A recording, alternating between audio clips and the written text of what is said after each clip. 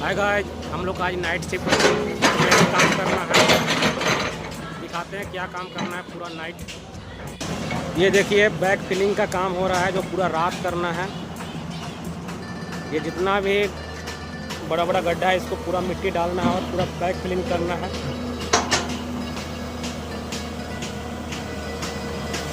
ये अपना मशीन चल रही है।